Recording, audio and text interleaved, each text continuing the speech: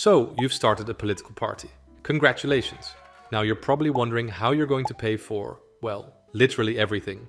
Today we're going through your 4 options to fund your political dreams. First up, membership fees. Membership fees are regular payments made by members of a political party to support its activities. These fees can be a fixed amount or based on a sliding scale, depending on the member's ability to pay. Here, you need to find balance between, on one side, making membership accessible. This can be out of principle or simply so that you get more members. And on the other side, getting a good amount per member to support your organization. Some political parties also implement systems where elected representatives, such as members of parliament, are required to turn over a portion of their salary to the party.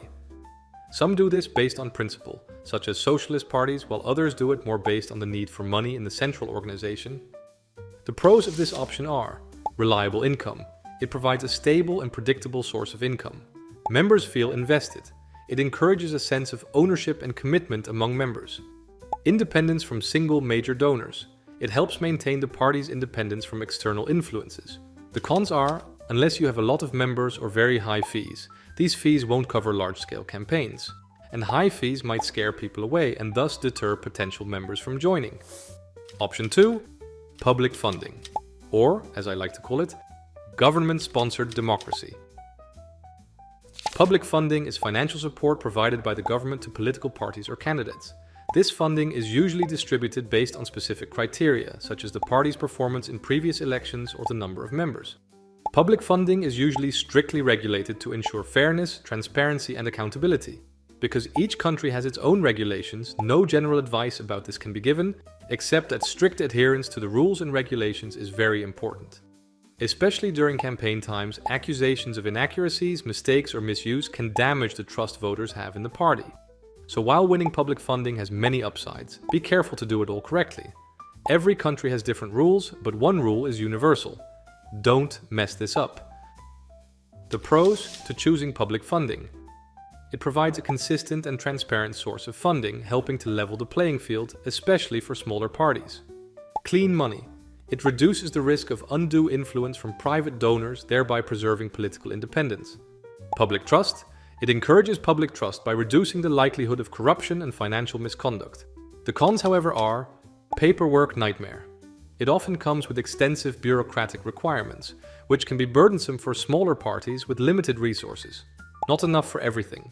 Public funding probably won't cover all campaign expenses, so you'll need additional sources of income. Dependence on this steady and large stream of income can get really risky if it suddenly is taken away.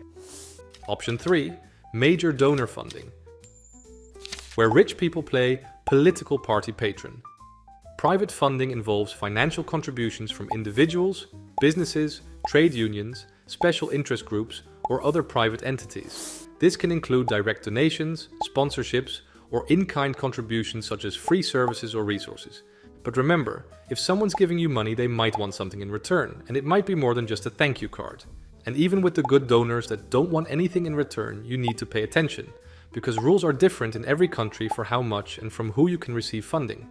Some countries basically allow parties to receive unlimited money from anyone, while in others there are restrictions on from whom and how much per person you can receive.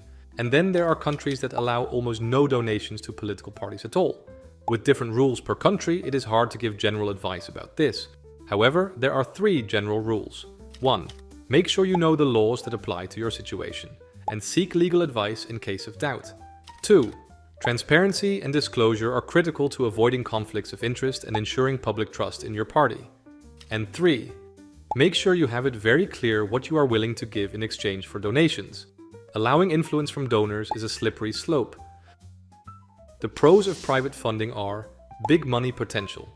It can provide substantial financial resources, allowing for more comprehensive and well-funded campaigns. Flexible fundraising.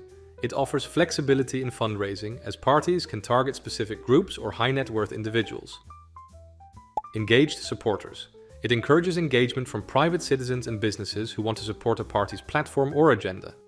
The cons are strings attached. It raises concerns about potential influence or favoritism, as donors may expect something in return, such as policy changes or appointments, and can lead to a loss of political independence, as parties may feel pressured to align their agendas with their donors' interests. Public suspicion. The public perception of a party can be negatively impacted if the sources of private funding are controversial or opposed by the party's base. Dependency risks. The dependence on private funding can be risky if these sources dry up, especially if tied to election outcomes or the party's political standing. And finally, crowdfunding. It's like GoFundMe meets democracy. The good news is, sometimes these work amazingly well. The bad news? Sometimes they don't. And you end up with €3 and loads of comments saying, maybe next time. Crowdfunding involves raising small amounts of money from many people, typically through online platforms. It has become increasingly popular as a way for political parties, especially smaller or grassroots movements, to gather financial support from a broad base of supporters. Crowdfunding campaigns are usually conducted online, leveraging social media and digital platforms to reach potential donors. These campaigns often include specific goals and rewards for different levels of contributions, which helps engage and motivate supporters. The pros of crowdfunding are: many supporters means a steady stream, no dependency on a single person for these donations, so also no risk of donors wanting special influence. Viral potential. With enough followers, even small amounts can raise significant sums quickly. Engaged community. It increases engagement and awareness among supporters who feel more invested in the party's success. The cons are digital divide. It relies heavily on digital outreach, which may exclude potential donors who are less tech-savvy or lack internet access. Unpredictable. With so many people making the choice to donate, the outcome can fluctuate heavily. Donor fatigue. It requires ongoing engagement and creativity to maintain donor interest. Unlike with large donors, it's harder to keep in touch with your donors. So there you have it, 4 ways to fund your political dreams. Which one is best? Here the magic lies in the mix. With different types of income, you are not reliant on any of them, keeping you in control with less damage if one falls away.